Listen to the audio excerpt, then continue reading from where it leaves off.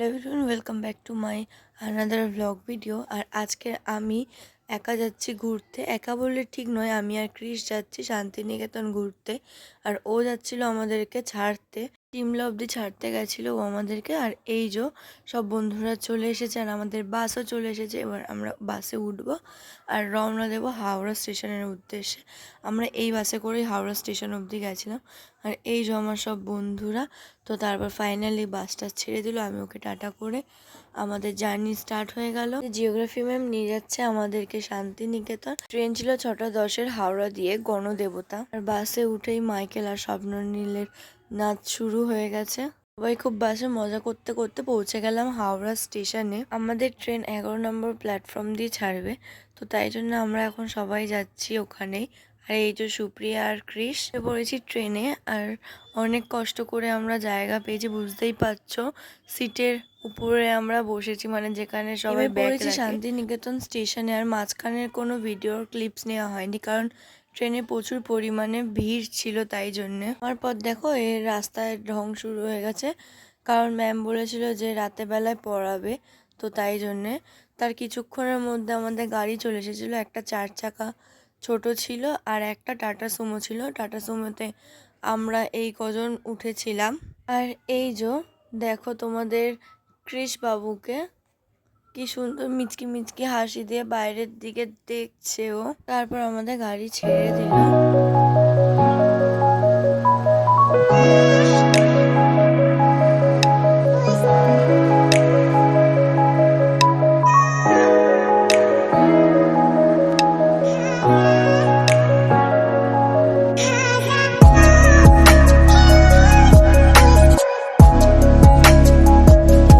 শান্তিনিকেতনের প্রথম স্পট এটা। 700 বছর পুরনো একটা শিব মন্দির। তোমাদেরকে পুরোটা ঘুরিয়ে দেখাই যে মন্দিরের ভিতর কি।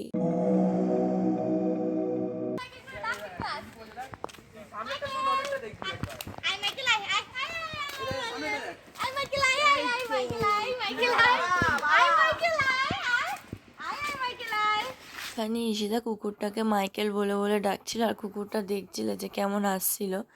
তারপর ওই নিয়ে আমাদের হাসাহাসি শুরু হয়ে গেছিল। তো যাই হোক, তারপর খেতে এসেছিলাম আমরা এখানে। আর এই যে সবাই বসে পড়েছি সব বন্ধুরা মিলে।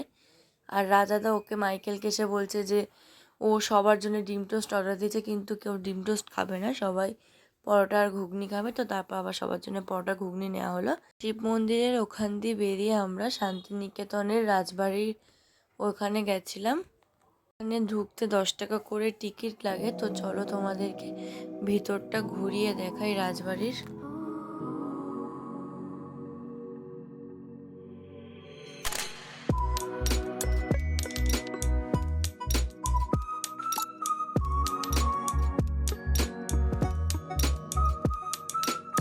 এই যে ক্রিস, ও দেখতে এসেছে আমাদের সাথে রাজবাড়িটা।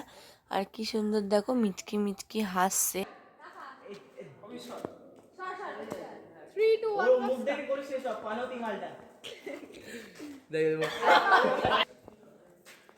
দেখ মাইকেল করবে হচ্ছে রাজবাড়ির দালানটা, মানে যেখানে মা দুর্গার প্রতিমা তৈরি করা থাকে, কাঠামোটা। এটা তারপর দুর্গা পুজোর সময় এটা পুজো করা হয় এখানে।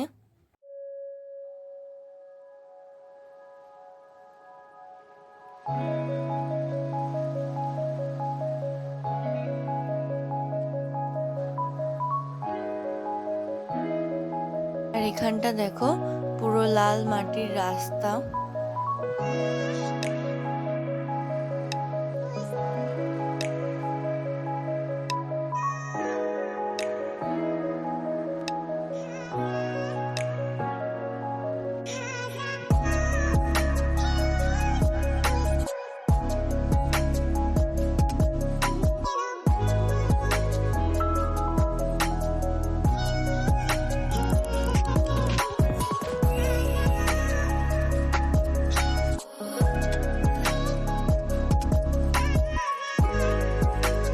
আমরা ওখান দিয়ে গেছিলাম আমার কুঠিরে।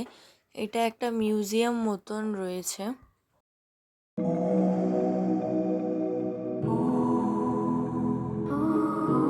দিকটাতে ছিল একটা ছোট্ট মতন শিব মন্দির, আর ওই দিকটাতে আছে সেই কোপাই নদী। তোমরা তো সবাই নাম শুনেছ নিশ্চয়ই রবীন্দ্রনাথ ঠাকুরের কবিতায়। এটা হচ্ছে কোপাই নদী। তোমরা যে ছোটবেলায় পড়েছিলে নদী বাঁক, চোখের সামনে এখন দেখে নাও নদী বাঁক। ওইদিকে এটা হচ্ছে কোপাই নদী। রবীন্দ্রনাথের একটা ছোট্ট ছড়া রয়েছে, কোপাই নদী বাঁকে বেঁকে চলে। এখান দিয়ে আমরা তারপর এসেছিলাম একটা ছোট মিউজিয়ামে, যেখানে অনেক ধরনের ছবি ছিল আর তখনকার দিনের কি ব্যবহার হতো না কিছু ব্যাগ ট্যাগ অনেক কিছু ছিল। তো তোমরা দেখে নাও যে কী কী ছিল।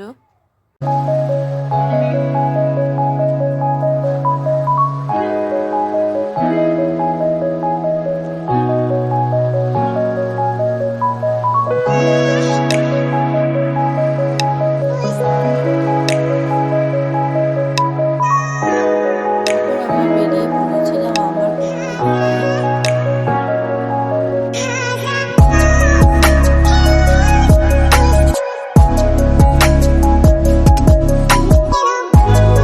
আমরা গেছিলাম একটা বুদ্ধ মন্দিরে, যেটা নাকি 200 ফুট নয় 20 ফুট, আমার ঠিক মনে ছিল না এক্স্যাক্টলি।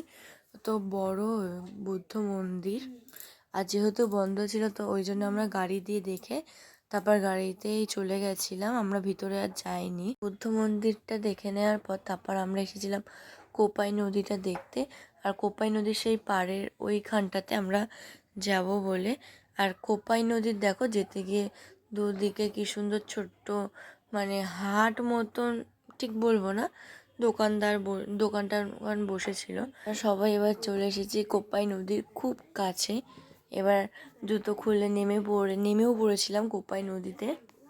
জলটা ভীষণ ঠান্ডা। তারপর কোপাই নদী দিয়ে যাওয়ার পথে আমরা নিয়েছিলাম পেয়ারা মাখা আর কামরাঙ্গা মাখা। তো এবার তো সাইট সিন দেখতে দেখতে চলে এসেছি হোটেলে, আর আমাদের হোটেলের নাম ছিল গ্রিন চিলি। তাহলে চলো এবার ভিতরে যাওয়া যাক, আর দেখা হচ্ছে তাহলে কোনো নতুন ভিডিওর সাথে। টাটা।